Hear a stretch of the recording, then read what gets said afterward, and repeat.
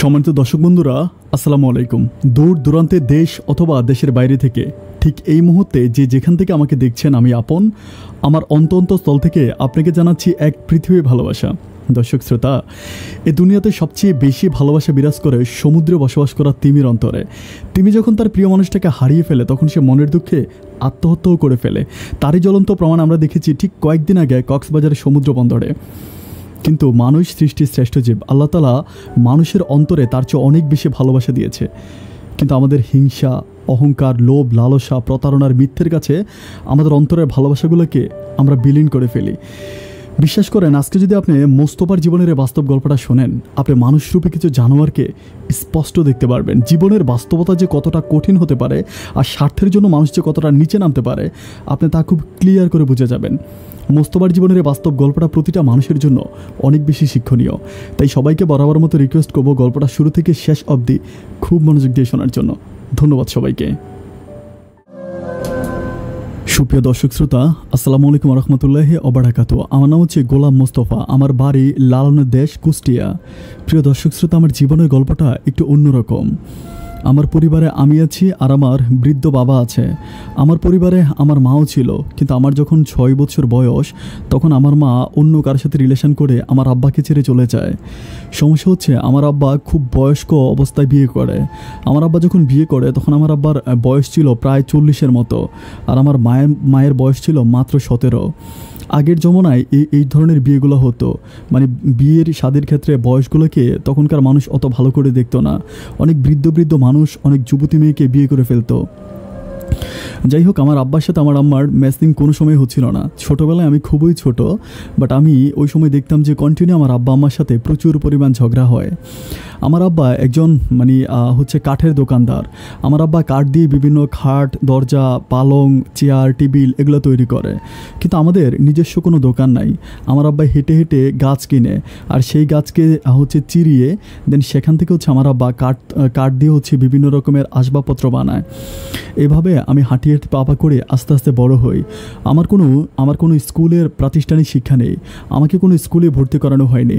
আমি ছোটোবেলা থেকে আমার আব্বার কাছে সহযোগিতা করি।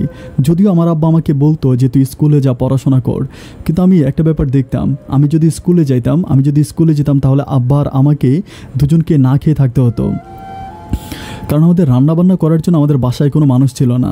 যতটুকু রান্নাবান্না করা হতো সব কিছু আমি করতাম। আমার মনে আছে, আমি খুব ছোটোবেলা থেকে খুবই চমৎকার রান্না করতে পারি। আমার আব্বা শুধুমাত্র একটু একটু করে আমাকে রান্না করা শিখিয়েছে।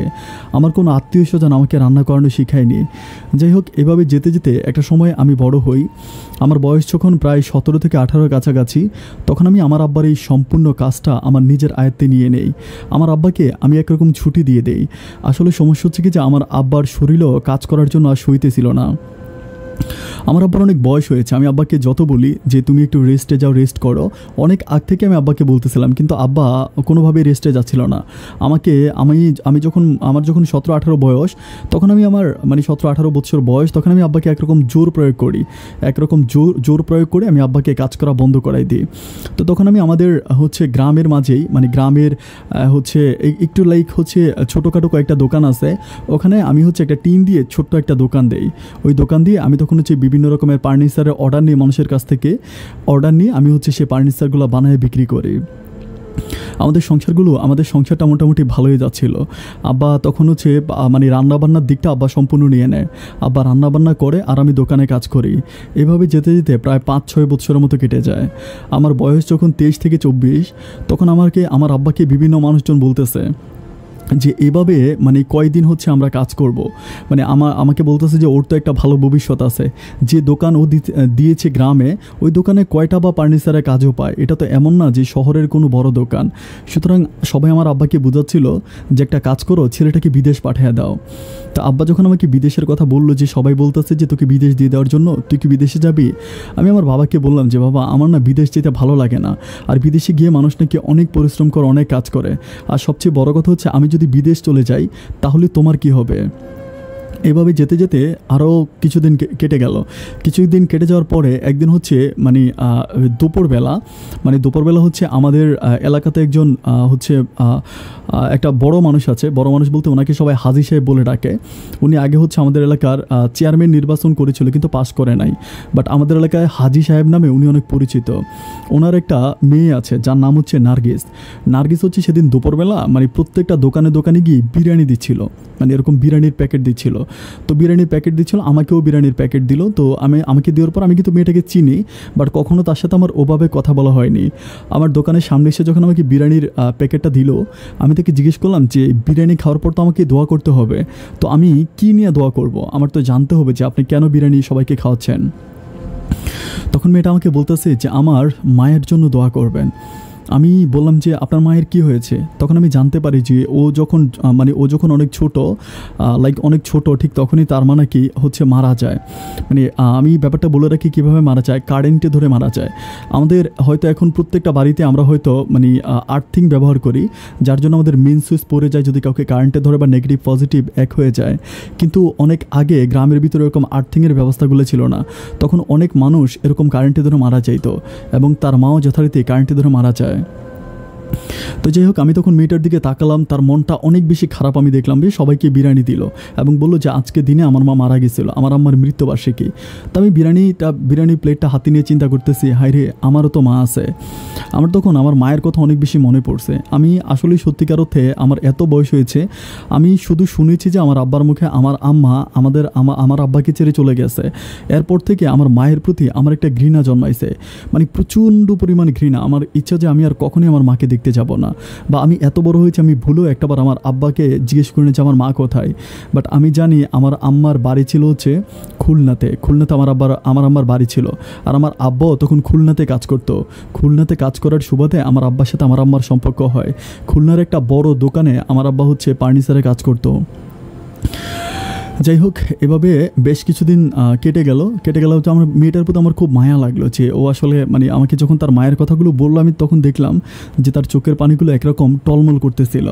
এর পরের দিন আমি কি করি, আমার একটা অভ্যাস আছে, সেটা হচ্ছে আমি প্রতিদিন বিকালবেলা হচ্ছে মাগরিবের একটু আগে, যখন হচ্ছে শেষ বিকালের সূর্যটা যখন হচ্ছে একটু একটু করে পশ্চিমের আকাশে ডুবে যায়, সেই সময়টা আমার মনটা কেমন যেন উদাস হয়ে যায়।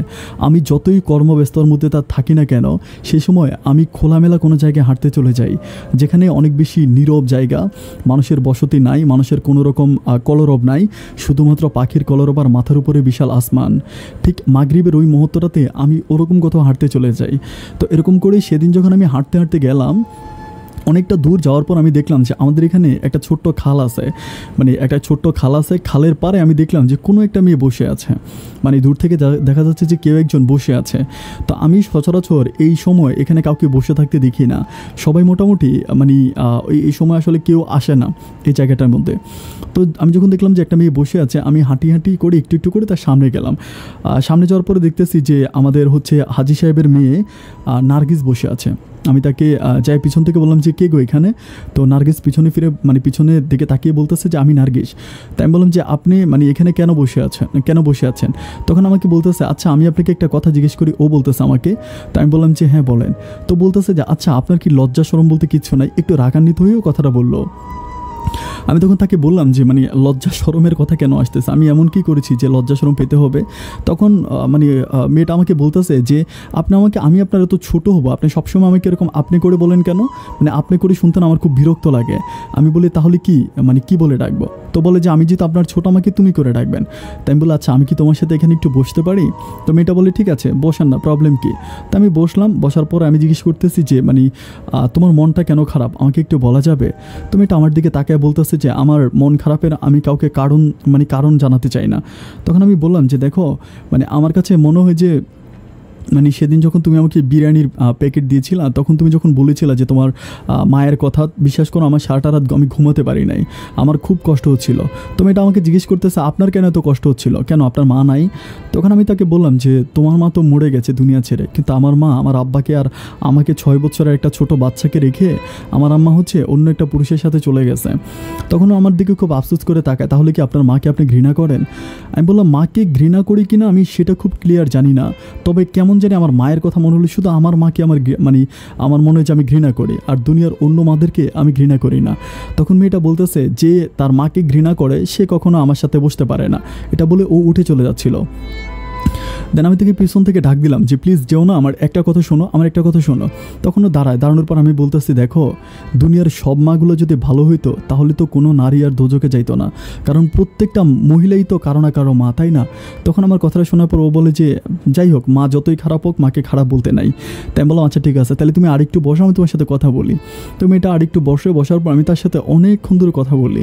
আমার এত ভালো লাগে তার সাথে কথা বলতে, মানে আমি ঠিক বলে বুঝাইতে পারবো না। যাক, এভাবে কথাবার্তা শেষ করে আমি বাসায় চলে আসি, আর ও ওদের বাড়িতে চলে যায়। বাসায় আসার পর আব্বা যথারীতি রান্নাবান্না করে। আমার আব্বা সেদিন হচ্ছে মানে সিম দিয়ে শিং মাছ রান্না করে। তখন একটু শীতকাল ছিল, মানে শীতকালই ছিল, মোটামুটি শীত চলতেছিল। তো শিং মাছের সাথে হচ্ছে শিং মাছের সাথে হচ্ছে সিমের তরকারি আমার অসম্ভব ভালো লেগেছিল, একেবারে পেট ভরে খেয়েছি। খেয়ে আমি কী করলাম, আমাদের এখানেই হচ্ছে পুকুর পাড় আছে আমাদের ঘরের পাশেই। তো পুকুর পাড়ে গিয়ে আমি বসে আছি, আর বসে বসে মেয়েটার কথা চিন্তা করতেছি যে হাইরে, আমার যেমন কপাল পরা, মেয়েটাও ঠিক তেমনি কপাল পরা। কিন্তু একটা ব্যাপার আমি বলে রাখি, হাজী সাহেব কিন্তু অনেক বড়লোক মানুষ, আমাদের এলাকাতে উনি কিন্তু অনেক বেশি বড়লোক, অনেক টাকা পয়সার মালিক, অনেক জায়গা সম্পত্তির মালিক। যাই হোক, এভাবে যাওয়ার পরে আমি আমি আরেকটা ব্যাপার বলে রাখি, এখানে নার্গিসটা কিন্তু 2 বোন, ওই কিন্তু বড়, আর ওর একটা ছোটো বোন আছে। তো যাই হোক, এইভাবে হচ্ছে যাওয়ার পরে বেশ কিছুদিন যাওয়ার পরে আমি কি করলাম যে ওদের ওখানে হচ্ছে মানে আমি আমার দোকান থেকে কিন্তু নার্গিসদের বাসা খুব বেশি দূরে না, এখান থেকে মোটামুটি খুব বেশি দূরে না, দেখাই যায়। তো পরে আমি কি করলাম, এর পরের দিন যখন আমি দোকান করতেছিলাম, আমি চিন্তা করতেছিলাম যে একটাবার নার্গিসদের বাসার দিকে যাব, গিয়ে তার সাথে একটু কথা বলে আসবো। তো তার সাথে কথা বলার জন্য যখন আমি তাদের বাড়ির গেটের দিকে যাই, আমি তখন দেখতে পাই যে হাজী সাহেব বাসা থেকে বের হওয়ার পরে হাজী সাহেব আমাকে জিজ্ঞেস করতেছে, কিরে তুই এখানে? তাই আমি বললাম যে আমি আসছিলাম হচ্ছে মানে আপনারা নাকি ফার্নিচার বানাবেন। তো বলে যে কই, আমি তো কাউরে বলি না যে আমি ফার্নিচার বানাবো।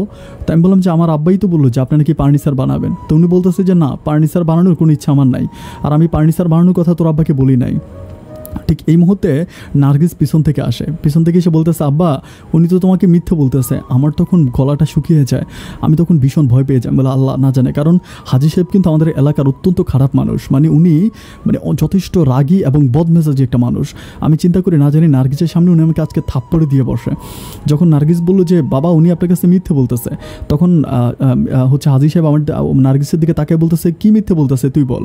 তখন নার্গিস বলতেছে উনি আসলে খাবারের জন্য আসছে আমাদের এখানে, আর আপনাকে দেখা ভয় পাইয়া বলতেছে যে ফার্নিচার বানানোর জন্য আসছে। তখন আমাকে হাজী সাহেব জিজ্ঞেস করতেছে, কিরে আমার বাড়ি কি হোটেল, তুই খাইতে আসছিস? নার্গিসকে বলতেছে তুই কি ওকে দাওয়াত দিয়েছিস? তো বলতেছে আব্বা এই ছেলেটা আমার মতো এতিম, তুমি কি জানো না? এটা শোনার পরে হাজী সাহেব আমার দিকে একটু অন্যরকম নজরে তাকে একটু মায়ার দৃষ্টিতে তাকিয়ে বলে, উনি একটু বড় নিঃশ্বাস ফেলে উনি চলে যায়। তখন নার্গিস আমাকে ঘরের দিকে টাইনে নিয়ে যায় বলে যে আপনি বসেন, আমি আপনাকে খাবার দিচ্ছি। তা আমি বসলাম, বসার পরে সে আমাকে খাবার দিল, আমি পেট ভরে খেয়েছি। আমার হচ্ছে টমেটো দিয়ে ঝোল করা হয়েছিল, তারপর হচ্ছে ছোটো মাছ ফ্রাই করা হয়েছিল, তারপরে 2টা ভর্তার আইটেম ছিল, অসম্ভব ভালো লেগেছে, আমি পেট ভরে খেয়েছি। খাওয়া দাওয়া করার পরে আমি জিজ্ঞেস করলাম যে আচ্ছা নার্গিস, মানে তুমি কিভাবে বুঝলা যে আমি তোমাদের এখানে খাবার খাওয়ার জন্য আসছি, তুমি কীভাবে বুঝলা? তখন আমার দিকে তাকিয়ে বলতেছে যে দুপুরবেলা একটা মানুষ যখন একটা মানুষের বাড়িতে আসে তখন সে হয়তো খাওয়ার জন্যই আসে, আর আমি তো জানি যে আপনাদের বাড়ি অনেক দূরে, আপনার দোকান থেকে সেই পর্যন্ত পায়ে হেঁটে যাবেন, এই জন্য হয়তো আমাদের বাসায় খাওয়ার জন্য আসছেন। আর সেদিন আমি আপনাকে বিরিয়ানি খাওয়াইছিলাম না, হয়তো বিরিয়ানির টেস্ট অনেক ভালো ছিল।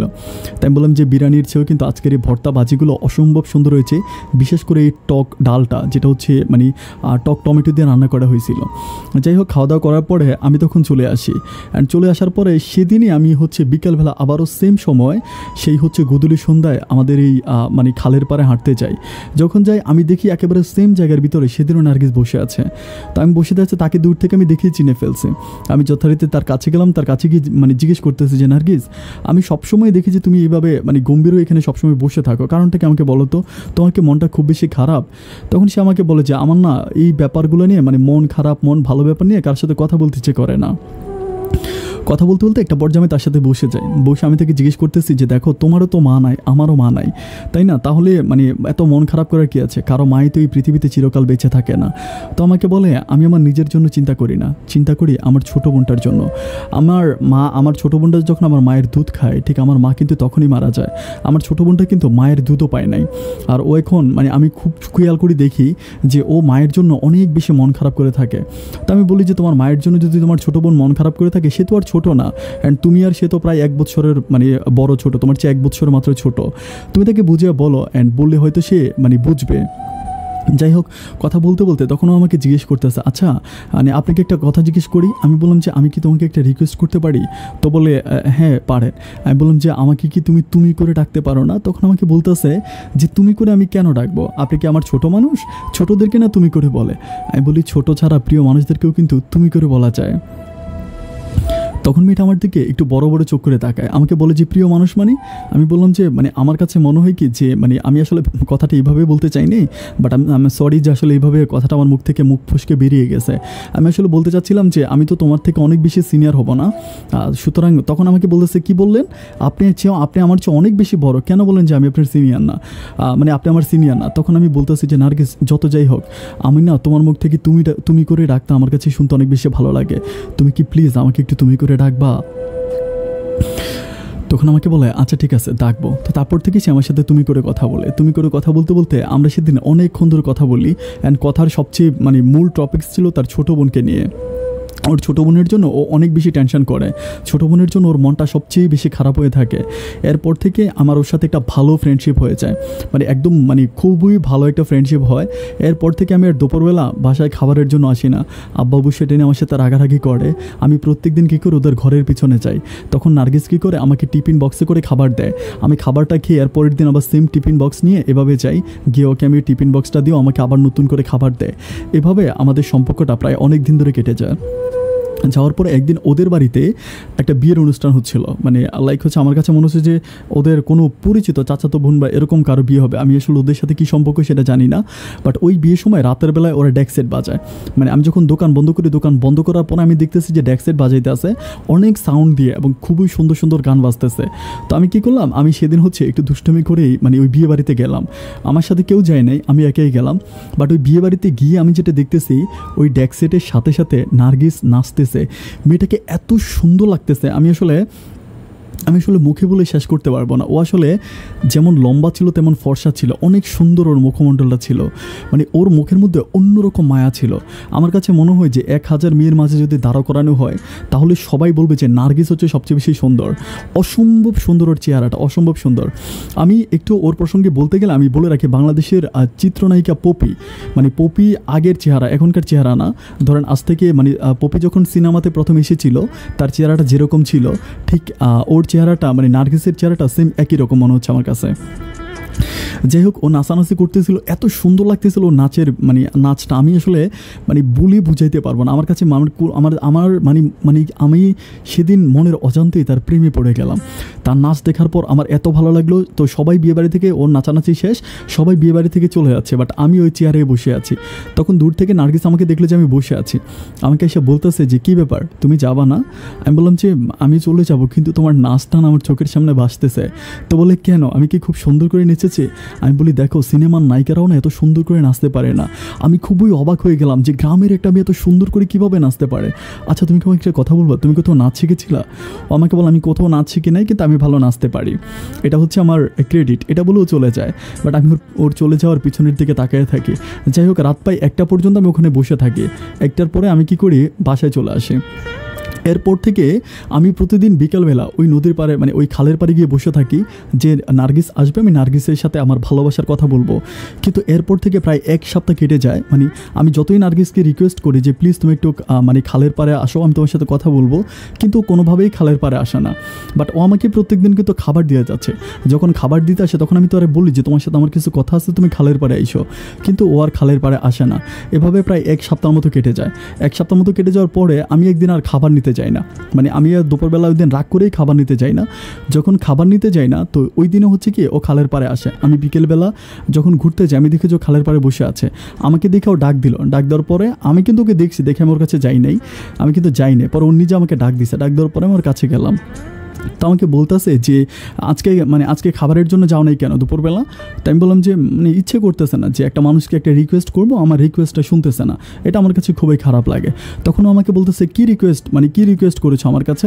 আমি বললাম যে আমি তো তোমার কাছে রিকোয়েস্ট করেছিলাম যে তোমাকে আমার অনেক বেশি ভালো লাগে। আর আমি তখন ও বলি যে ভালো লাগে মানে এটা কেমন রিকোয়েস্ট? আমি বললাম যে না না সরি, আমি তোকে বলছিলাম যে খালের পাড়ে আসার জন্য, তুমি তো আসো নাই, এই জন্য রাগ করছিলাম।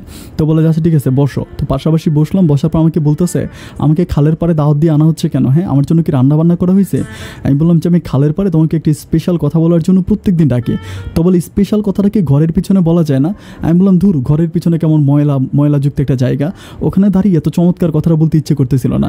আচ্ছা তুমি আমাকে বলো, নামাজ পড়ার জন্য তো মসজিদে যেতে হয় তাই না? সুন্দর জায়গাগুলোতে মনের ভিতর থেকে অন্যরকম ফিলিংসের জন্ম হয়। আর আমার কাছে মনে হচ্ছিল যে জায়গাটা অনেক বেশি সুন্দর, এখানেই মানে আমার মনের কথাটা বলার জন্য পারফেক্ট একটা জায়গা। তখন সে আমাকে বলে যে কি বলবা তাড়াতাড়ি বলে ফেলো, আমি কিন্তু আর এইখানে আমি আর আসবো না। তো আমি বললাম যে কেন, তুমি এখানে কেন আসবা না?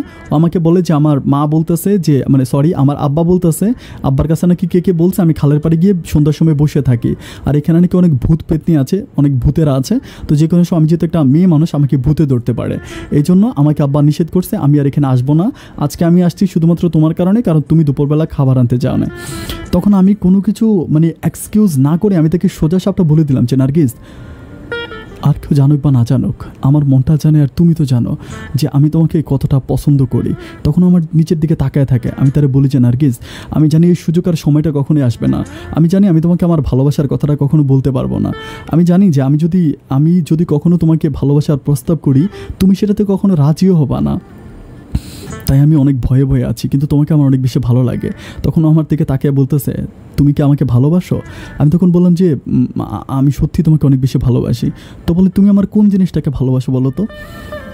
আমি তখন একটু চুপ হয়ে গেলাম, মানে আমি খুঁজে পাইতেছি না, সে যেমন সুন্দর তেমনি হচ্ছে তার গুণ, মানে আমি কোনটা রেখে কোনটা বলবো, বা মানে আমি এক্স্যাক্টলি আসলে বলতে পারতেছি না যে আমি তাকে কেন ভালোবাসি। যখন আমি বললাম যে আমি না সত্যি জানি না যে আমি তোমাকে কেন ভালোবাসি, তখন নার্গিস আমাকে বলতেছে this is the true love. আমি বললাম মানে? পরে বলতেছে কেউ যদি কাউকে ভালোবাসে আর সেই ভালোবাসার যদি কোনো রিজন না থাকে, কোনো কারণ না থাকে, তবে সেটাই হচ্ছে সত্যিকারের ভালোবাসা। আমার কাছে মনে হয় যে তুমি আমাকে সত্যিকারে ভালোবাসো। তারপর থেকে সে আমাকে বললো আচ্ছা ঠিক আছে আমাদের কথা হবে, বাট আমি এখানে আর আসতে পারবো না, তুমি একটা কাজ করবা, তুমি প্রতিদিন ফজরের নামাজ পড়িয়ে তুমি আমাদের বাসার এদিকে ওদের ওইদিকেই একটা হচ্ছে একটা পার্ক বলি না, ওইখান দিয়ে হচ্ছে মানে মানুষ যাতায়াত করে বসার জন্য একটা সুন্দর জায়গা আছে, মানে এটা হচ্ছে মাদ্রাসার পাশে। আমাকে বলতেছে যে মাদ্রাসার পাশে তুমি একটু আসবে, আমি তোমাকে দেখবো, প্রতিদিন নামাজ পড়ে চলে আসবা।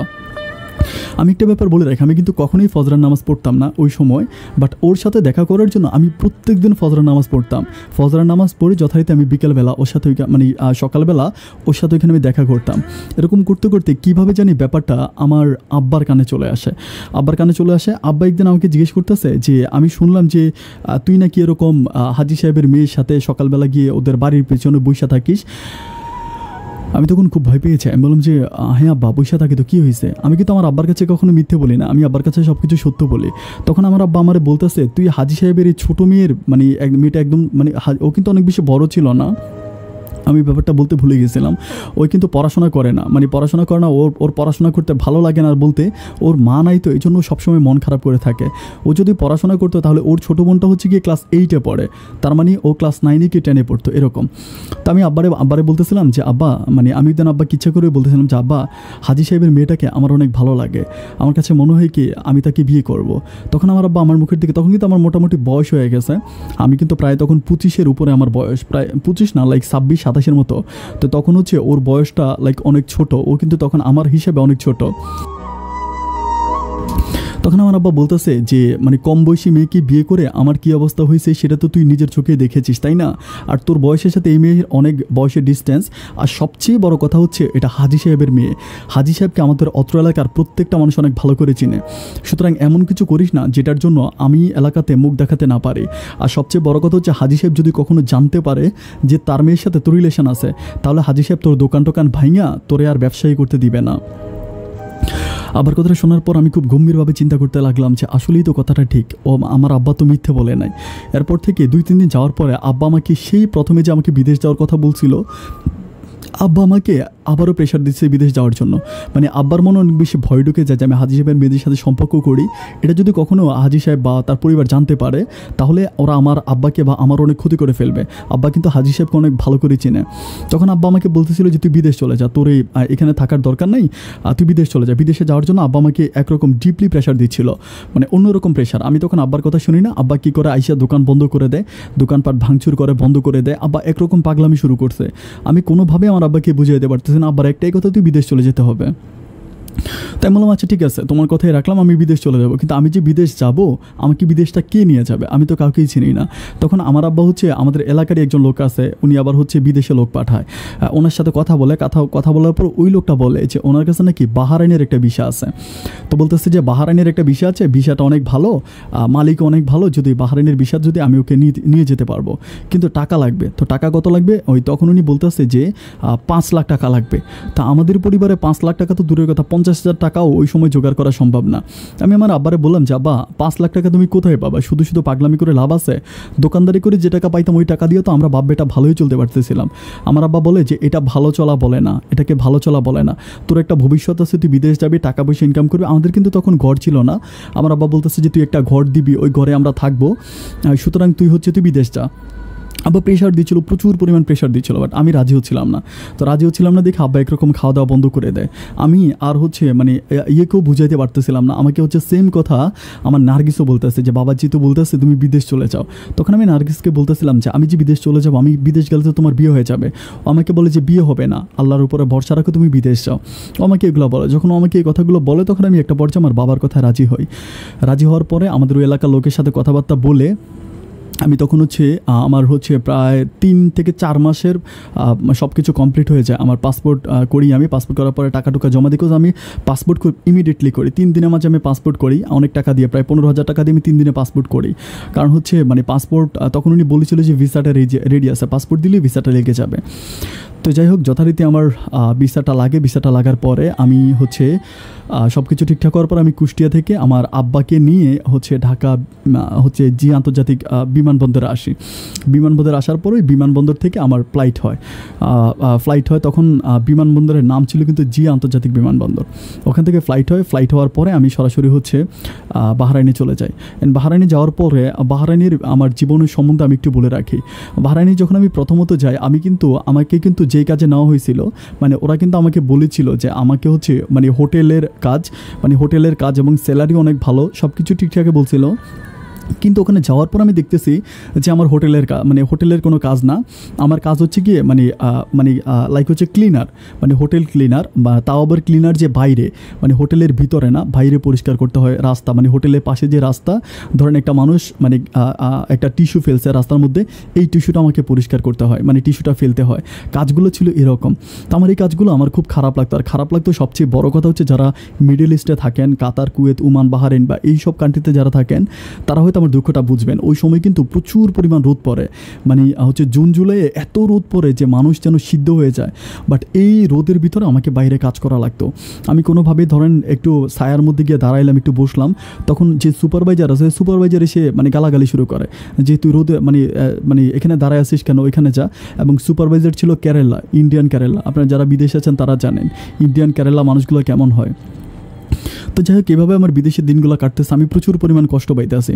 তো একদিন হলো কি যে আমার যিনি মালিক ছিল আর কি, মানে হয়তো হোটেলের মালিক বা হোয়াট এভার কী হবে আমি জানি না, উনি সম্ভবত ওনার ওয়াইফকে নিয়ে বা আমি মেয়ে দেখলাম, আই ডোন্ট নো এটা ওনার আসলে ওয়াইফকে নিয়ে ওনার গাড়ি দিয়ে যাচ্ছিল। তো গাড়ি দিয়ে যখন যাইতে, বাট গাড়ি দিয়ে ওঠার সময় আমি দেখলাম যে মেয়েটা যে ওনার সাথে যে মানুষটা ছিল, সে যে একটা ড্রেস পরছে, ড্রেসটা আসলে অনেক লম্বা ছিল, একেবারে পিঠ, অনেক লম্বা ড্রেসগুলো হয় না যে মেয়েরা ঘাগরি টাইপের যে ড্রেসগুলো পরে, ঘাগরির মতো অনেকটা লম্বা। তখন আমি দেখলাম উনি যখন ওই মেয়েটাকে নিয়ে গাড়িতে উঠলো, মেয়েটাও ফ্রন্ট সিটে, সামনের সিটে বসলো, উনি ড্রাইভিং সিটে বসলো। বসার পরে যখন গাড়িটা স্টার্ট দিয়ে টান দিল, আমি দেখলাম যে মেয়েটার জামার অনেকটা অংশ দরজার বাইরে, এটা একদম চাকার সাথে লেগে যায় অবস্থা। তখন আমি কী করলাম, সামনে দিয়ে দৌড় দিয়ে গিয়ে সামনে দিয়ে গাড়ি সিগন্যাল দিলাম। সিগন্যাল দেওয়ার পরে গাড়ি উনি থামানোর পর আমি সালাম দিলাম যে স্যার আসসালামু আলাইকুম। আমার গায়ে কিন্তু সিকিউরিটির পোশাক পরা, আমি যে হোটেল ক্লিনার, আমার গায়ে কিন্তু ক্লিনারের পোশাক পরা আছে। তো আমি বললাম যে স্যার কিছু মনে করবেন না, ম্যাডামের হচ্ছে এরকম কাপড় বাইরে মানে ঝুলে আছে, বাইরের দিকে ঝুলে আছে। তখন উনি কী করে গাড়ি থেকে নামে দেখতে পাই যে আল্লাহ ঠিক আছে, মানে অনেকটা কাপড় বাইরে লেগে আছে এবং যে কোনো সময় একটা মারাত্মক অ্যাক্সিডেন্ট কিন্তু হয়ে যেতে পারতো। তখন উনি আমাকে বলে যে তোমার নাম কি? তখন আমি বলি যে আমার নাম হচ্ছে গোলাম মোস্তফা। জিজ্ঞেস করে কোথায়, আমি বললাম যে আমার বাড়ি বাংলাদেশ। তো আমাকে বলতেছে যে ঠিক আছে তুমি অনেক ভালো মানুষ, আমাকে কিছু দিরাম দেয় আমাকে, উনি কিছু অর্থ দেয়। দেওয়ার পর আমাকে বলে যে মানে যিনি সিকিউরিটি মানে সুপারভাইজার আমাদের যে ছিল তাকে ডাকতে বলে। তো আমি ডাক দিয়েছি, ওনারা ডাকি। উনি আসার পর সালাম টালাম দিয়ে তো উনি অবাক, কারণ আমাকে বলতেছে তুই ইদার কিউ আয়া, মানে আমাকে হিন্দিতে বলতেছে যে ইদার কিউ আয়া। তো আমি বলতেছি যে মানে আমাকে ডাকছে ওরকমভাবে তাকে বলার পরে উনি হচ্ছে কী করে ইয়ার সাথে কথা বলে, মালিকের সাথে কথা বলে। মালিকের সাথে কী কথা বলে আমি আসলে তখন এরাবি অতটা ভালো বুঝি না, অ্যারাবিক ভাষায় কথা বলার পরে মালিক তো চলে যায়। তখন ওই মানে কেরালা লোকটা আমার পিঠে থাপ্পড় দিয়ে বলতেছে শালা তোর তো কপাল খুলে গেছে। আমি বললাম যে কী কপাল খুলছে? উনি আমাকে বলতেছে যে তুই আজকে থেকে ভিতরে কাজ করবি। আমি বলি তাই? বলে হ্যাঁ। যাই হোক, আমার লাইফে একটু প্রমোশন হয়, আমি আমার আব্বাকে ফোন করি, বলি আব্বা যথেষ্ট খুশি হয় কথাটা শোনার পর। এরপর আমাকে হোটেলের ভিতরে কাজ দেওয়া হয়। হোটেলের ভিতরে কাজ করলে আমি একটু বলে রাখি, সেখানে আমার লাইক হচ্ছে মানে রুম পরিষ্কার করতে হয়, মানে গেস্টের যে রুমেরা থাকে আবাসিক হোটেলে ওখানে রুম পরিষ্কার করতে হয়। বাট এত টাকা এখানে আমি আপনাদেরকে ঠিক বলে বোঝাতে পারবো না। ধরেন একটা কাস্টমার আসছে, আমি যদি তাকে ভালো করে সার্ভিস দেই, তাকে ঠিকমতো খাবার দাবার করাই, তাকে সেবা যত্ন করি, তাহলে সে যাওয়ার সময় আমাকে অনেক বেশি টাকা দিয়ে যায়। আর বিশেষ করে আমাদের হোটেলটাতে বেশিরভাগ ইউরোপিয়ান, আমেরিকান, কানাডান লোকজন আসতো, কারণ আমাদের হোটেলটা ছিল একেবারে বিচের পাড়ে। তো এখানে পর্যটকের পরিমাণটা অনেক বেশি ছিল। আমি হয়তো অনেকেই বিশ্বাস করবে না, আমি মানে প্রায় এক মাসে আমি আমাদের বাংলাদেশি টাকায় প্রায় 3 লাখ টাকারও বেশি ইনকাম করতাম। এত পরিমাণ টাকা আমি ইনকাম করতাম। এবং অনেক সময় দেখা যেত যে হোটেল রুমের ভিতরে স্বর্ণ গয়না পড়ে থাকতো, ডয়ারের ভিতরে অনেক স্বর্ণ। আমি অনেক স্বর্ণ বাড়িতে পাঠাইছি।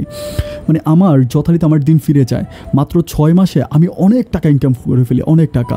একটা পর্যায়ে আমি আমার আব্বাকে টাকাগুলো পাঠাই। আমি আব্বাকে বলেছি আব্বা তুমি একটা ঘর দাও, ঘরের কাজ ধরি।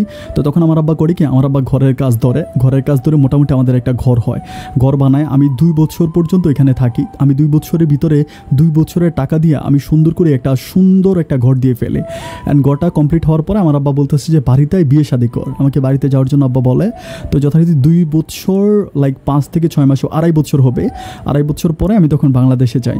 বাংলাদেশে যাওয়ার পরে আমার আব্বা তো ভীষণ খুশি আমাকে পেয়ে। অনেক সবাই মানে আমাদের গ্রামের প্রত্যেকটা মানুষ অনেক খুশি, কারণ আমি অনেক গরিবের ছেলে ছিলাম। মানে এত কম সময়ে আমার ভিতরে এই পরিবর্তন, এটা কেউ চিন্তাই করতে পারে নাই। কারণ আমি অনেক বেশি টাকা ইনকাম করছি, এটা একদম সত্য কথা যে মানে অনেক বেশি টাকা ইনকাম করছি। এটা আসলে মানুষ বড় বড় জায়গায় গিয়েও মানে এত টাকা ইনকাম করতে পারে না। আর আমি কাস্টমারদেরকে অনেক সম্মান করতাম। আর কাস্টমাররা বলতো যে আমার চেহারার মধ্যেই নাকি অনেক মায়া। আমাকে লিটল বয় বলে ডাকতো। মানে আমাকে দেখলে, আমার বয়স কিন্তু বেশি, বাট আমাকে দেখলে মানে বেশি বয়স্ক মনে হইতো না। মানে আমার চেহারার ভিতরে একটা কচি মায়া একটা ভাব ছিল। তো যাই হোক, বাড়িতে আসার পরে মোটামুটি ঘর দুয়ার হলো, সব কিছু কমপ্লিট হলো। তখন আমি আমার আব্বাকে বলতেছিলাম, আমার আব্বাকে আমি একদিন হচ্ছে ঘরের দুয়ারে বসে আব্বা তখন মেয়ে দেখতেছিল। তখন আমি আব্বাকে বলতেছিলাম আচ্ছা আমি একটা ব্যাপার এখানে রেখে গেছি। আমার কিন্তু বিদেশে যাওয়ার পরে আর মানে প্রথম 2-3 মাস হচ্ছে আমি মোটামুটি নার্গিসের সাথে কথা বলছি। এরপরে নার্গিসের মোবাইলটা হঠাৎ করে বন্ধ হয়ে যায়, নার্গিসের মোবাইলের সিমটা বন্ধ হয়ে যায়। এরপর আমার আর নার্গিসের সাথে কথা বলা হয়নি। তারপর আমি কিন্তু আর নার্গিসের ব্যাপারটা আমি সম্পূর্ণ সাইড নিয়ে নিয়েছি। বাংলাদেশে আসার পর আমি আমার বাবাকে বললাম যে বাবা তুমি তো জানো যে আমি নার্গিসকে অনেক পছন্দ করতাম, মানে হাজি সাহেবের মেয়েকে, তুমি কি একটু হাজি সাহেবের সাথে কথা বলে দেখবা? আমার বাবা বলতেছে মানে তুই কি পাগল হয়ে গেছিস? হাজি সাহেব কি কখনো তার মেয়েকে আমাদের কাছে বিয়ে দিবে? আমি বললাম যে আব্বা মানে তুমি তো একটু বলে দেখতে পারো, হয়তো দিতেও পারে। হাজি সাহেবের যদি মায়া লাগে, ভালোবাসা লাগে, হাজি সাহেব দিতেও পারে। হাজি সাহেব তো মানুষ হিসেবে খুব বেশি খারাপ না, তাই না? তখন আমার আব্বা বলে যে তুই বলতেছিস, আমি বলতে পারি, কিন্তু মানে আমার কাছে মনে হয় না যে এটাতে মানে হাজি সাহেব রাজি হবে। তাই বললাম যে ঠিক আছে, হাজি সাহেব রাজি হোক বা না হোক সেটা পরের ব্যাপার, তুমি তো একটু বলো। তো এরপর আব্বা কী করে, আমাদের এলাকার হচ্ছে যিনি চেয়ারম্যান ছিল, মানে একদম রানিং যে চেয়ারম্যান, ওই চেয়ারম্যানের সাথে আব্বার একটু মোটামুটি সম্পর্ক ভালো ছিল। কারণ আমি তখন প্রচুর পরিমাণ টাকা পয়সা পাঠাইতাম, সব মানুষের সাথে আব্বার রিলেশন ভালো।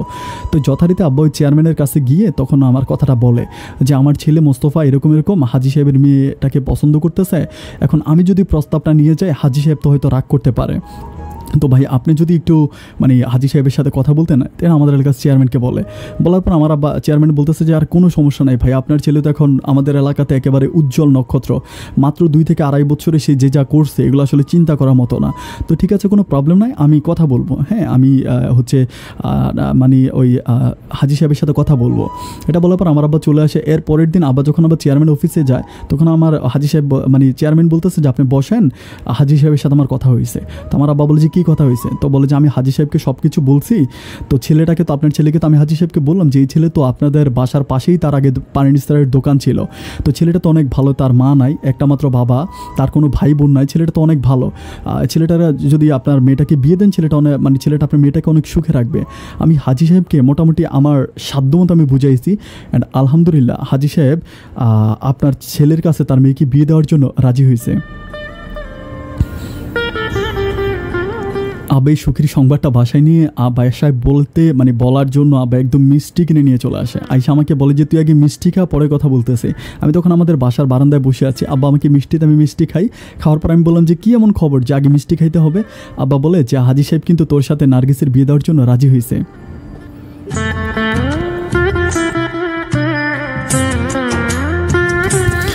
আমি তখন বাসায় প্রকাশ করতে পারবো না যে আমি কতটা আনন্দিত হয়েছে, কতটা খুশি হয়েছে। আমার কাছে মনে হচ্ছে সারা দুনিয়ার সব সুখ যেন আমার মনের ঘরে এসে দখল করেছে। আমি এতটা খুশি হই, আমি সাথে সাথে এর পরের দিন শুক্রবার ছিল, আমি শুক্রবারে 15 কেজি মিষ্টি আমার মসজিদে দেই, আমাদের এলাকার মানুষজনকে মিষ্টি খাওয়াই, যেমন সবাইকে আমি মোটামুটি যারা পরিচিত ইমাম সাহেবকে গোপনে বলি, যেহেতু মাত্র রাজি হয়েছে, এখনও তো অনেকটা বাকি আছে। ইমাম সাহেবকে বললাম যে আপনি একটু দোয়া করবেন, মানে আমার মনের বাসনা যাতে পূরণ হয়ে এটা দোয়া করবেন। অনেকে প্রশ্ন করেছিল যে মিষ্টি কেন দিয়েছে, মিষ্টি দেওয়ার কারণ কি? ইমাম সাহেব বলল যে মিষ্টি দেওয়ার কারণটা গোপনীয়, আপনারা কিছুদিন পরে জানতে পারবেন। শুধু ওর মনের বাসনাটা যাতে পূরণ হয়, আল্লাহ যাতে ওর মনের নেক বাসনাগুলো পূরণ করে, এই জন্য আপনারা সবাই আল্লাহ তাআলার কাছে দোয়া করেন। তো সবাই গ্রামের মানুষ আমার জন্য দোয়া করলো, আলহামদুলিল্লাহ। তারই 3 দিন পরে পারিবারিকভাবে নার্গিসের সাথে আমার বিয়ের ঠিক হয়। অ্যান্ড ঠিক হওয়ার পরে আমরা একেবারে ধুমধাম করে সারা এলাকার মানুষকে জানিয়ে শুনি আমি নার্গিসকে বিয়ে করি। যাক, আমার বিয়ের সাথে কমপ্লিট হওয়ার পরে নার্গিস আমাদের বাড়িতে থাকে। আমি যতদিন পর্যন্ত বাংলাদেশে ছিলাম, আমি প্রায় 3 মাস 3.5 মাসের মতো আমি বাংলাদেশে ছিলাম। বাংলাদেশে 3 মাস 3.5 মাসের মতো থাকি, আর আমি আরও বেশি থাকতে পারতাম, বাট আমার ওই চাকরিটা তো অনেক এক্সপেন্সিভ, হয়তো আমার জায়গায় মালিক অন্য কাউকে সেট করে ফেলবে। এই জন্য আমি কী করলাম যে আমি বললাম যে না, আমি আর বেশি দিন থাকবো না। আমার ছুটি কিন্তু ছিল 5 মাসের। আমি 3 মাস 3.5 মাস 20-25 দিনের মতো থাকার পর আমি আবারও, তখন আমার আব্বা বলতেছিল যে নার্গিসকে ওদের বাড়িতে রেখে যাওয়ার জন্য। তাই আমি বললাম যে আমি নার্গিসকে যদি ওদের বাড়িতে রেখে যাই বাবা, তাহলে তোমার কি হবে? তো আব্বা বলে যে নার্গিস মাঝে মাঝে এসে আমাকে দেখে যাবে, আর আমি তো আমার রান্নাবান্না করতে পারতেছি, আমার খাওয়া দাওয়া আমি করতে পারতেছি, তাইলে প্রবলেম কি? মেয়েটা ওর যেহেতু মা নাই, ওর বাবার সাথেও থাকুক, ওরা ভালো থাকবে, ওরা 2 বোন একসাথে থাকবে। তখন কিন্তু ওর ছোটো বোনটাও মোটামুটি অনেক বড় হয়ে যায়। তো যাই হোক, কথাবার্তা সব কিছু কমপ্লিট হওয়ার পরে কী করে ওইখানে ও চলে যায়। আমি যখন বিদেশে চলে আসবো, তখন আমি কী করি, ওকে ওর বাবার কাছে দিয়ে আসি। ওর বাবার সাথে, মানে ওর বাবার বাড়িতে থাকতেছে, সব কিছু মোটামুটি ভালোই চলতেছে। আমি বিদেশে আসছি, আমি টাকা পয়সা ইনকাম করতেছি। তখন আমি অনেক ভালো টাকা ইনকাম করি, মানে অনেক আগে যেরকম ইনকাম করতাম সেম ইনকাম করি। কিন্তু তখন আমি আসার সময় নার্গিসের নামে একটা অ্যাকাউন্ট করে আসি, কারণ ওকে তো আমার খরচের টাকা দিতে হবে। আর সবচেয়ে বড় কথা আমি আগে যে আব্বার অ্যাকাউন্টে টাকা দিতাম, এই ব্যাপারগুলো জানতে পারছে। ও আমাকে বলে যে তুমি বাবার অ্যাকাউন্টে টাকা দাও, অ্যাকাউন্টে তো টাকা পড়েই থাকে, তুমি যদি আমাকে কিছু টাকা দাও তাহলে সেই টাকাগুলো দিয়ে আমরা হয়তো জমি রাখতে পারবো। ধরো জমি বন্ধক রাখলাম, জমি হোসানি রাখলাম, মানে হোসানি বলতে গ্রামের ভাষায় বলে, আর শুদ্ধ ভাষা 1 বছরের জন্য লিজ নেয় একজনের জমি, এরকম জমি লিজ নিতে পারি। এরকম করে আমি কিছু টাকা চালাচালি করে তোমার টাকাগুলোকে আমি বেশি করতে পারি। আব্বার কাছে টাকা দিয়ে রাখো, আব্বার অ্যাকাউন্টে টাকা পড়েই থাকে। তখন আমি ব্যাপারগুলো আমার আব্বাকে বললাম, আমার আব্বা বলতেছে বৌমা তো ঠিকই বলছে, নার্গিস তো আর দূরের মেয়ে না, ও তো আমাদের ঘরেরই মেয়ে, আর ও তো তোর বউ, আর তো আমাদের পাশাপাশি বাসা, আমার অ্যাকাউন্টে টাকা দিয়ে রাখিস, আমি তো টাকা চালতে পারি না। তখন কিন্তু আমার আব্বা অনেকটা উইক হয়ে যায়, উইক বলতে আমার আব্বা তখন কিন্তু হাঁটাচলা করতে পারে না, একেবারে ঘর বইটা হয়ে যায়। আমাদের এখানে আরেকটা কাজের মেয়ে বলবো না আমি, আমাদের পাশাপাশি বাড়ি, ওই মেয়েটা আমার আব্বার দেখাশোনা করে, অ্যান্ড মাঝে মাঝে নার্গিস এসে আব্বাকে দেখাশোনা করে যায়। এইভাবে চলতেছে। এইভাবে যেতে যেতে প্রায় 5 বছরের মতো কেটে যায়। কারণ আমার তখন টাকা পয়সা, আমি এত বেশি টাকা ইনকাম করতেছিলাম, তখন আমাকে নার্গিস, আমার আব্বা সবাই বলতেছিল যে মানুষের ইনকাম তো আর সারা জীবন থাকে না, তাই না? মানুষের ইনকাম আর সারা জীবন থাকে না। একটা মানুষ একটা সময় ইনকাম করে, আরেকটা সময় খরচ করে। তো এখন যেহেতু তোর ইনকামের সময়, তাহলে এখন বাংলাদেশে আসার অতটা দরকার নাই।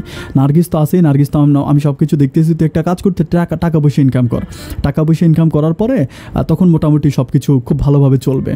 তারপরও আমি চিন্তা করতেছিলাম যে আমি বাড়িতে যাব, বা 5 বছর পর আমি এরকম একটা প্ল্যানিং করার পরে আমাদের এখানে কিন্তু নার্গিসদের বাড়ির পাশে কিন্তু একটা মাদ্রাসা আছে। তো একদিন যখন নার্গিসের সাথে আমার কথা বলার পরে নার্গিস বলতেছে, জানো একটা ছেলে ছেলেকে দেখে না আমার অনেক মায়া লাগছে। তো ছেলেটা, আমি বললাম যে কোন ছেলে দেখে তোমার মায়া লাগছে? ছেলেটা অনেক বড়, মাদ্রাসায় পড়ে, ও কিন্তু মাদ্রাসায় ক্লাস 10-এ পড়ে। তো ক্লাস 10-এ পড়ে একটা ছেলে কিন্তু ছোট না। তো আমি বললাম যে তো তোমার মায়া লাগছিল কেন? বলে যে ছেলেটা দেখলাম যে ছেলেটা বসে বসে কান্না করতেছে। আমি বললাম যে মানে তুমি কীভাবে দেখছো? বলে যে আমাদের ওইখান থেকে তো মাদ্রাসা দেখা যায়, দেখলাম যে মাদ্রাসার পাশে ছেলেটা বসে বসে কাঁদতেছে। আমি কৌতূহল বশত ছেলেটা কাছে গেলাম। কাছে গিয়ে আমি জিজ্ঞেস করলাম যে কেন কান্না করতেছে? ছেলেটা বলতেছে তার মায়ের কথা নাকি মনে পড়তেছে। তো আমাকে বললো যে তার নাকি মা নাই। তো আমাকে বলতেছে দেখো ছেলেটা আমার মতো অসহায়, ওর মা নাই। তাই আমি বললাম যে তাহলে? ও বলতেছে আমি কি ছেলেটাকে আমাদের বাড়িতে রেখে দিব? তাই আমি বললাম যে তোমাদের বাড়িতে রেখে দিবা, তাহলে তো ভালোই হয়, খারাপ কি, তোমাদের বাড়িতে থাকুক। তখন আমাকে বলে যে তুমি একটু আব্বাকে বুঝিয়ে বলো। তো ওর আব্বার সাথে আমাকে কথা বলে দেয়। আমি ওর বাবাকে বলি যে ছেলেটা যেহেতু মানে ও এতিম, ওর বাবা নাই, আর যেহেতু নার্গিস আমাদের বাড়িতে রাখতে চাচ্ছে, তাহলে ছেলেটাকে আমাদের বাড়িতে রেখে দেন, লজিং মাস্টার হিসেবে থাকবে, প্রবলেম কি? তাও উনি বলতেছে যে আমার তো ছোটো কোনো বাচ্চা কাচ্চা নাই, লজিং মাস্টার হিসেবে থেকে কী করবে?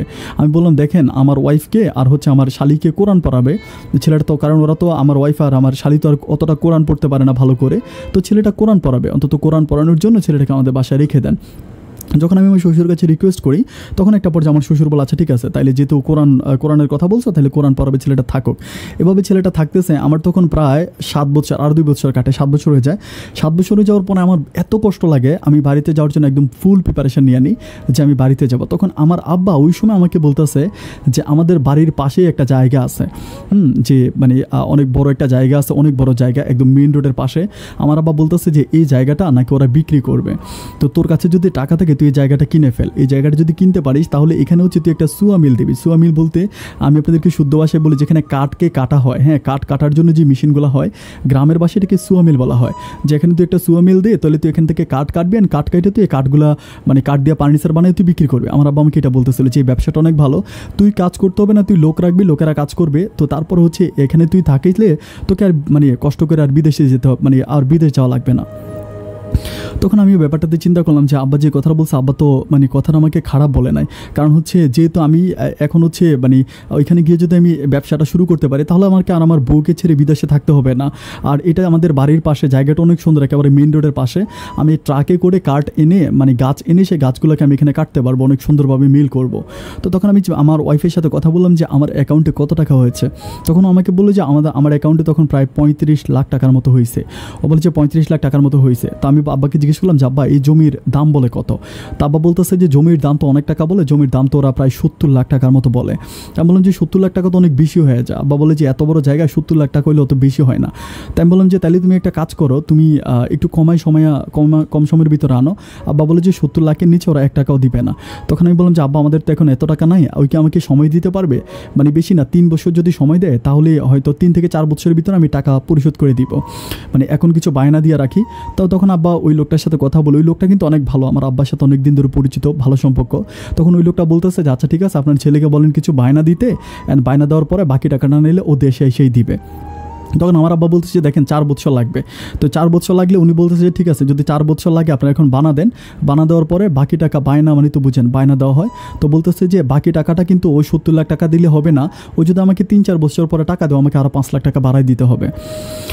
তখন আমার আব্বা আমাকে এটা বললাম ঠিক আছে, আমি ওনাকে 3-4 বছর পরে টাকা দিলে যদি ওনাকে আরও বেশি 5 লাখ টাকা বাড়াই দিতে আমি দিলাম, তাহলে 75 লাখ টাকার ভিতরে ওনার সাথে আমার জমির দাম দস্তুর হয়। অ্যান্ড 75 লাখ টাকার ভিতরে আমি আমার ওয়াইফের অ্যাকাউন্ট থেকে 5 লাখ টাকা উঠে ওনাকে দিয়ে দিই। 5 লাখ টাকা উঠে ওনাকে দিয়ে দিই যে 5 লাখ টাকা নিয়ে আনেন, ওনার সাথে এটা জামানত হয়, অনেক লোকের সামনে এটা নিয়ে কথাবার্তা হয় যে ফুল ফাইনালি এটা ওনার কাছে জামানত। তো এরপর আমি চিন্তা করতেছি যে আমাকে তো আর বাকি টাকাটা উপার্জন করতে হবে। তখন আমি কী করলাম, আবার গাদার মতো পরিশ্রম করতে শুরু করলাম। আমি আবারও বাহরাইনে কাজ করতে শুরু করি। কাজ করতে করতে প্রায় আমার তখন 11 বছরের কাছাকাছি আমার লেগে যায়।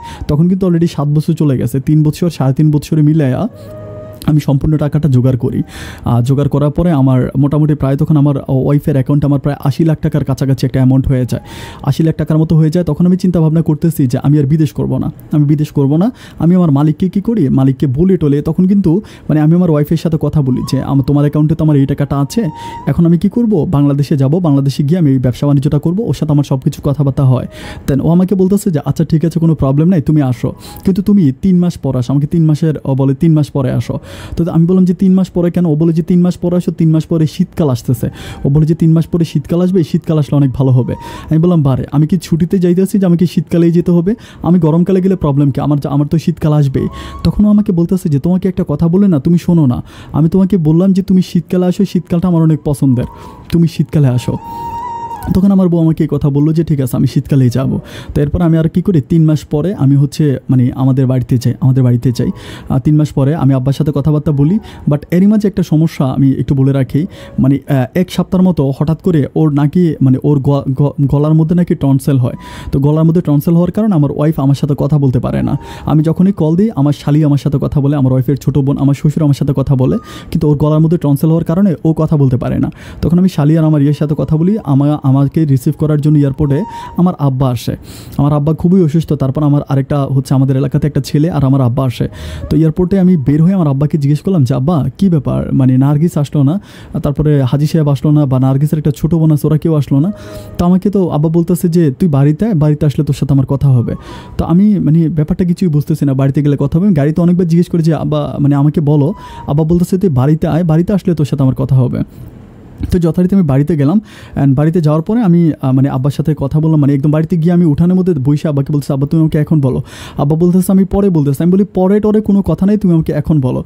তখন আমার আব্বা আমাকে বলতেছে যে মাদ্রাসার ছেলেটা ওদের বাসায় থাকতো, আমি যে মাদ্রাসার ছেলেটাকে ওদের বাসায় থাকতে বলছিলাম, ওই মাদ্রাসার ছেলেটার সাথে নাকি আমার ভালোবাসার মানুষ আমার বউ নার্গিস নাকি পালায়া গেছে।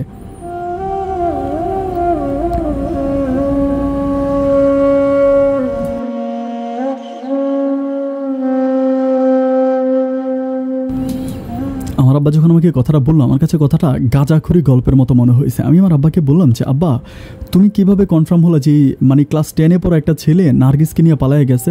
তখন আমার আব্বা বলতেছে যে নার্গিসও নাই, এই ছেলেও নাই, আজকে 1 সপ্তাহ ধরে।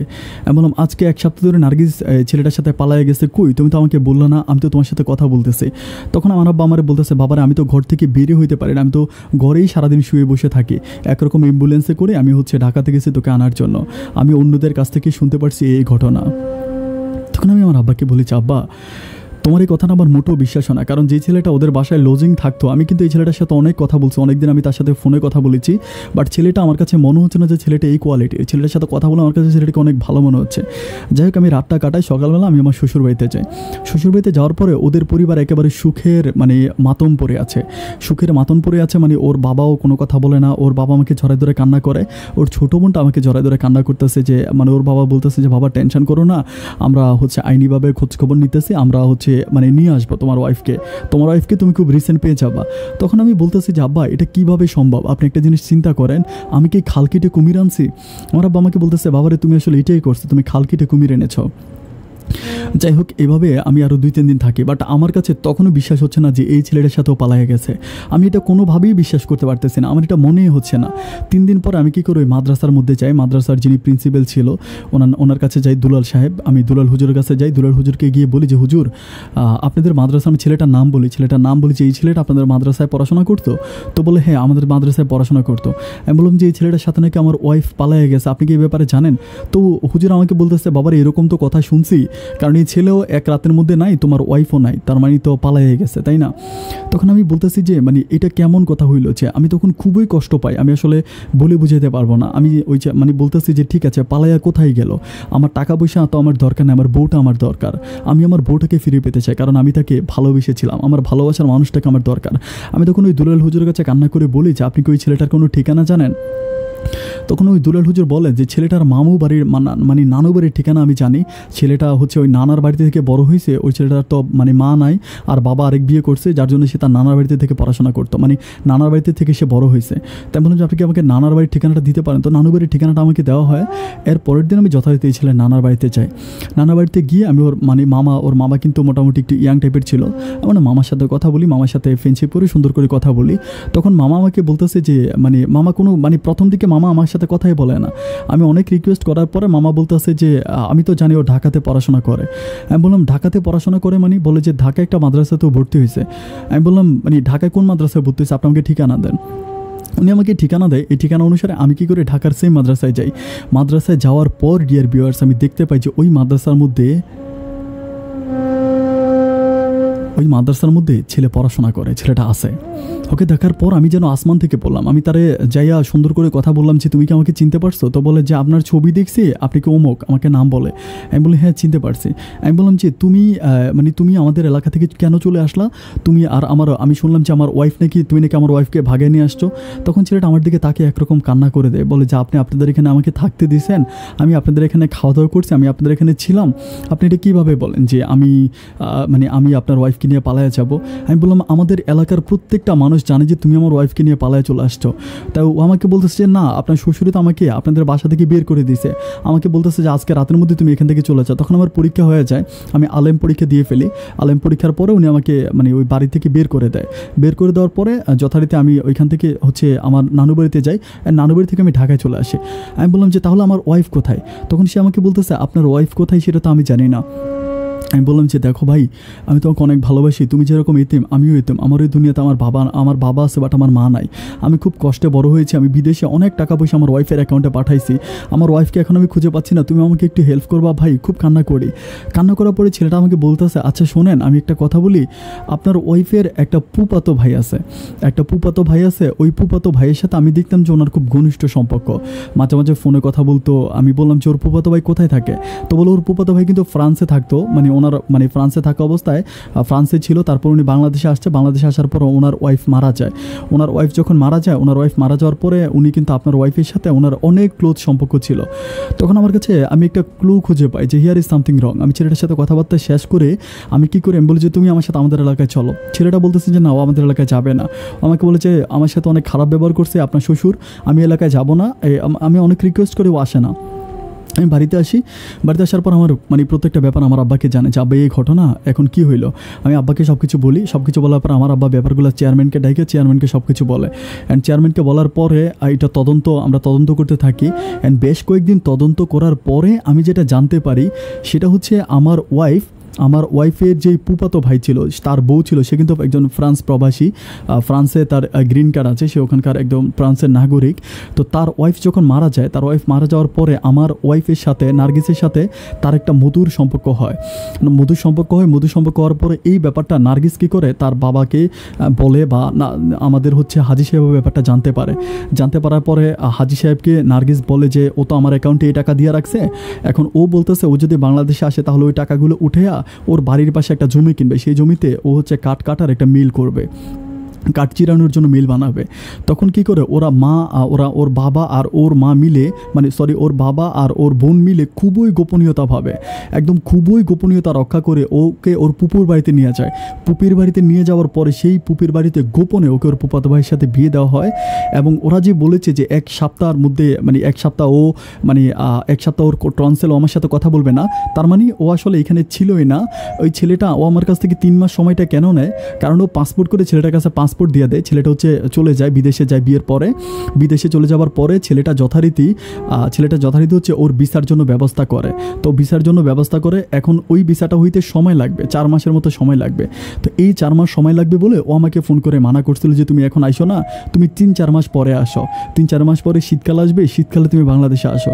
কিন্তু ওর মূল টার্গেট হচ্ছে এরই মাস দিয়ে ওর ভিসা হয়ে যাবে, ও চলে যাবে।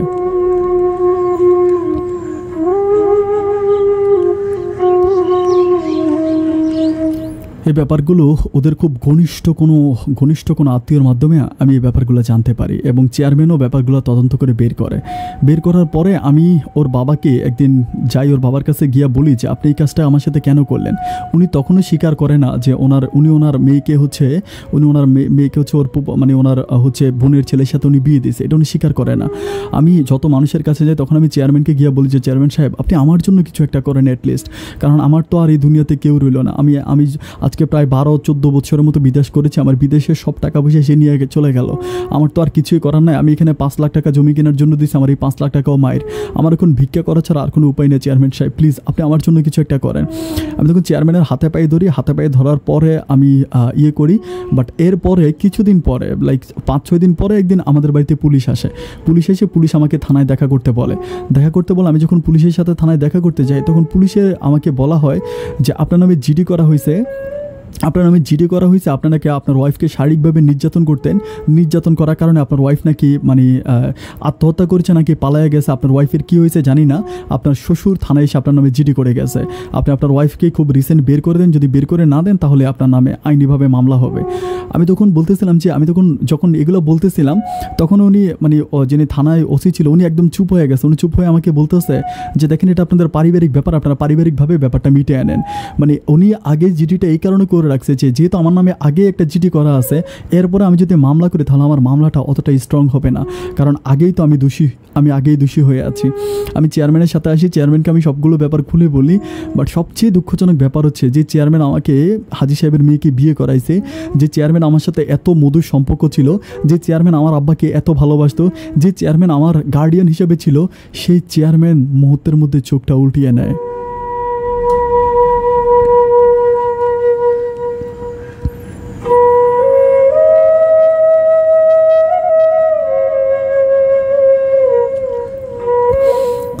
চেয়ারম্যান আমাকে বলতেছে যে দেখো তোমার ওয়াইফ তো চলেই গেছে, কেউ বিয়ে করে ফেলক, কেউ কিছু করে ফেলক, এটা নিয়ে তুমি আর কোনো বাড়াবাড়ি করো না, হাজী সাহেবের মান সম্মান আছে, এটা নিয়ে তুমি আর কোনো কথা বললো না। আমি বলি যে হাজী সাহেবের মেয়ে, হাজী সাহেব নিজে দাঁড়ানো থাইকা মেয়েকে তার বোনের ছেলের কাছে বিয়ে দিয়ে সে এলাকাতে প্রচার করে বেড়াচ্ছে তার মেয়ে পালায়ে গেছে, এতে তার মান সম্মান নষ্ট হয় না। আর আমি যদি বলি যে আমি এখন যদি মূল কথাটা বলি তাহলে তার মান সম্মান নষ্ট হবে, তখন চেয়ারম্যান আমাকে বলতেছে দেখো তুমি আমার এলাকার ছেলে, আমি তোমাকে রিকোয়েস্ট করতেছি যে তুমি এই ব্যাপারটা নিয়ে কোনো কথা বললো না, যদি কথা বলো তাহলে কিন্তু পরিস্থিতি খুব ভালো হবে না, আমি তোমাকে ওয়ার্নিং দিয়ে দিচ্ছি, প্লিজ তুমি এই ব্যাপারটা নিয়ে কোনো কথা বললো না।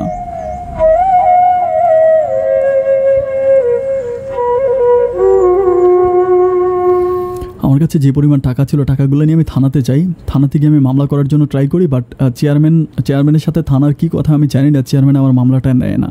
মামলাটা না নেওয়ার পরে আমি শেষ পর্যন্ত মানে ঢাকাতে আসি, ঢাকাতে এসে আমি উপরে হাইকোর্টে মামলা করার জন্য ট্রাই করি, বাট আমি ঢাকা আসার পর হাইকোর্টে মামলাও করি, কিন্তু মামলা চালানোর জন্য যে টাকা দরকার সেই টাকা আমার পকেটে নাই, আমি একেবারে নিঃস্ব হয়ে গেছি। সবশেষ আমি ঢাকাতে প্রায় 15-20 দিনের মতো থাইকা আমি কোনো রকম আইনিভাবে কোনো সহযোগিতা পাই নাই কারো কাছে। ঢাকার হোটেলে শুয়ে থাকা অবস্থায় আপনার একটা ভিডিও আমি দেখেছি আপন ভাই, আপনি লাইভ স্টোরি বলতেছিলেন, সম্ভবত ফেসবুক পেজে হবে, ওইখানে আপনার পেজে ঢুকে আমি আপনার নাম্বারটা নিলাম। নাম্বারটা নেওয়ার পরে ভাই আপনাকে এই কথাগুলো আমি লিখতেছি, আমি বাসে বসে আছি, আমি বাসে বসে আপনাকে এই কথাগুলো লিখতেছি, আপনি আমার যদি পারেন আমার জীবনের গল্পটা প্রচার করবেন। আজ আমি বেশ কয়েকদিন ঢাকায় থাকার পরে আমি এখন আবারও আমাদের কুষ্টিয়াতে ফিরে যাচ্ছি। আপন ভাই আমি কারো কাছে কোনো রকম সহযোগিতা পাই নাই, কেউ আমাকে সহযোগিতা করে নাই, এটা হচ্ছে আমার বউয়ের কাবিননামা, তারপরে এগুলো আমার ডকুমেন্ট, যদি পারেন আপনি যদি কোনো রকম আমার জন্য কোনো হেল্প করতে পারেন তাহলে ভাই আমাকে জাস্ট আমার অর্ধেক টাকাও ফিরে দেওয়া হয়, আমি মোটামুটি আমার বাবাকে নিয়ে দুনিয়াতে বাঁচতে পারবো। আজ আমার বাবার অবস্থা খুব খারাপ ভাই, প্রতিদিন আমার আব্বার ওষুধ লাগে, আমার আব্বার মাসে প্রায় 6 থেকে 7 হাজার টাকার মতো ওষুধ লাগে, আমি আমার আব্বাকে ওষুধ খাওয়াইতে পারি না। এখন আমার অবস্থা খুবই খারাপ যে ভাই আমি না পারি ভিক্ষা করতে, না পারি ইনকাম করে খাইতে, ভাই আমি আত্মহত্যা করে ফেলবো, যে কোনো সময় আমি আত্মহত্যা করে মারা যাব ভাই, কারণ আমার মরা ছাড়া আমার কাছে দ্বিতীয় কোনো রাস্তা খোলা নাই। যদি পারেন আপনি আমার জন্য কিছু একটা করবেন। আর আমার ওয়াইফের সাথে এই পর্যন্ত আমার আর কোনো দিন কোনো কথা হয় নাই, আমি লোক মারফতে জানতে পারি সে ফ্রান্সে আছে এবং তার ওই ফুফাতো ভাইয়ের সাথে অনেক ভালো আছে। আপন ভাই আমার জীবনের গল্পটা আপনি প্রচার করবেন, আমি আপনাকে অধিকার নিয়ে বলতেছি, রিকোয়েস্ট করে বলতেছি যে আপনি আমার এই জীবনের গল্পটা প্রচার করবেন, আর যদি পারেন আমার সাথে একটু যোগাযোগ করবেন আপন ভাই, আর যদি আইনিভাবে আমাকে কোনো হেল্প করতে পারেন তাহলে প্লিজ আমাকে একটু হেল্প করবেন। আপনি অনেক ভালো থাকবেন ভাইয়া, আসসালামু আলাইকুম।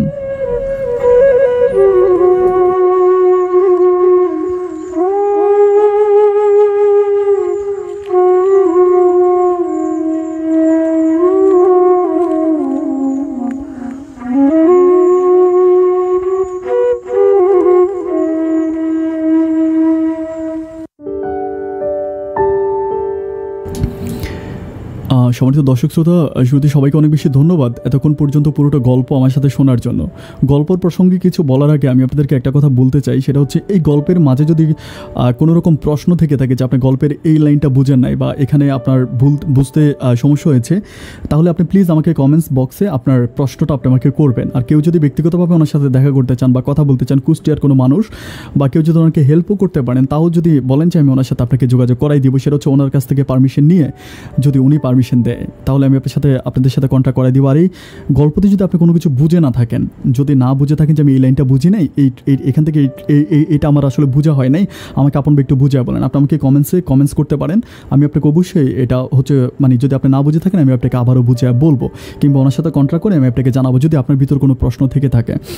এটা হচ্ছে প্রথম কথা। অ্যান্ড সেকেন্ড কথা হচ্ছে সবাইকে অনেক বেশি ধন্যবাদ এতক্ষণ পর্যন্ত পুরোটা গল্প আমার সাথে খুব মনোযোগ দিয়ে শোনার জন্য। যদি প্রবাসীর কোনো গল্প পাই, বিশ্বাস করেন আমি একটু মানে কামড় দিয়ে ধরে, আমার কাছে প্রবাসীর কষ্টগুলো অনেক মানে এত বেশি কষ্ট দেয়। ডিয়ার ভিউয়ার্স, আমি মিডল ইস্টের অনেকগুলো কান্ট্রিতে গিয়েছি, আমি গিয়েছি, বাট আমি আপনাকে একটা কথা আমি বারবার অনেকগুলো অনুষ্ঠানে আমি এই কথাটা বলেছি, কথাটা আমি আজকে আবারও বলি, আল্লাহর কসম করে বলি, যদি কোনো মা একবার দেখতো যে তার সন্তান কত কষ্ট করে কাতার, ওমান, কুয়েত কিংবা বাহরাইনের টাকা ইনকাম করে, খোদার কসম করে বলি ডিয়ার ভিউয়ার্স, তার মা কখনো সেই সন্তানের ইনকামের টাকা দিয়ে এক গ্লাস পানি কিনে পান করতো না। আপনি বিশ্বাস করবেন না, বেশিরভাগ, আমি বলি না যে সবাই কষ্ট করে, বেশিরভাগ প্রবাসী ভাইগুলো বিদেশের মাটিতে যেই কষ্ট করে সেটা আমি নিজের চোখে দেখেছি, আমি নিজে প্রমাণ। এত কষ্ট করে আমি আপনাদেরকে বলে বুঝাতে পারবো না ওদের কষ্টের কথাগুলো। মানুষ ভোর 4টা বাজে ওরা কাজে চলে যায়, ভোর 4টা বাজে কাজে যায় এবং হচ্ছে মানে খুবই কষ্ট করে। সেই প্রবাসীর টাকার উপরে যদি কোনো রাক্ষসী যদি হাত দেয়, সেই প্রবাসীর টাকা নিয়ে যদি কোনো রাক্ষসী খেলা করে, বিশ্বাস করেন ভাই আমি নির্দ্বিধায় বলতে পারি ওই ধ্বংস হয়ে যাবে, টুডে ওর টুমির ও ধ্বংস হয়ে যাবে, আল্লাহ ওরে নিজ হাতে ধ্বংস করবে। খুবই কষ্ট পেয়েছি আমি গল্পটা শুনে। একটা ইতিম ছেলে, আমার ওই দুনিয়াতে আমার বাবা নাই, আমার মা আছে। আমি 2011 সালে আমার বাবাকে হারিয়েছি। ওর কথাটা শুনে আমার কাছে, গল্পটা শোনার পর আমার কাছে খুবই কষ্ট লেগেছে। কিন্তু আসলে দর্শক শ্রোতা, উনি আমার কাছে, মোস্তফা আমার কাছে সহযোগিতা চেয়েছে, বাট আমি বাংলাদেশে থাকি না, আমিও বাংলাদেশের বাইরে থাকি। আর আমি এখন কোনো রেডিওতে জব করি না, যে অথবা আমার কোনো উপরস্থ আইনিভাবে কোনো লোকের সাথে অত ভালো সম্পর্কতাও নাই। এরপরও যারা আছে আমি চেষ্টা করবো তাদের সাথে কথাবার্তা বলার জন্য, মোস্তফা ভাইকে কোনো কিছু করতে পারি কি না। যেহেতু ওনার এলাকার চেয়ারম্যান, আবার জেনে ওনার শ্বশুর হাজি সাহেব, ওরা দুজনেই আসলে নেগেটিভ পয়েন্টে চলে গেছে। একটা ব্যাপার বলে রাখি ডিয়ার ভিউয়ার্স, এই জন্য যখন আপনার কোনো সন্তানকে বিয়ে করাতে যাবেন বা কাউকে বিয়ে শাদীর ব্যাপার নিয়ে কথা বলুন, তাহলে আমার মনে হয় বিয়েটা সমানে হওয়া উচিত। মানে সমানে যদি হয় তাহলে আর এই ধরনের প্রবলেমগুলো হয় না। আর বারবার প্রত্যেকটা গল্পতে আমি একটা জিনিস বারবার আপনাদেরকে বলে যাই, প্রবাসীরা মাত্র ধরা খায় খালি টাকা দিয়ে। আমি বুঝি না, এতবার আমি বারবার বলি। গতকালকে আমি যখন ফেসবুক লাইভে গিয়েছিলাম তখন আমি অনেক স্টোরি পেয়েছি, বা আপনাদের কমেন্টস বক্সে অনেকেই পাই, মানে টাকা দেয়, গার্লফ্রেন্ড বলেন, মানে আমি সারপ্রাইজ যে একটা মেয়ের সাথে তার প্রেম আছে, মেয়েটার সাথে সে ফোনে কথা বলে, তাকে সে মাসে হাজার টাকা দিয়ে দিচ্ছে। কারণ প্রবাসীর এটা, আমি প্রবাসীদেরকে এটা দোষ দিই না, আসলে প্রবাস যারা থাকে তাদের মনটা অনেক কোমল থাকে।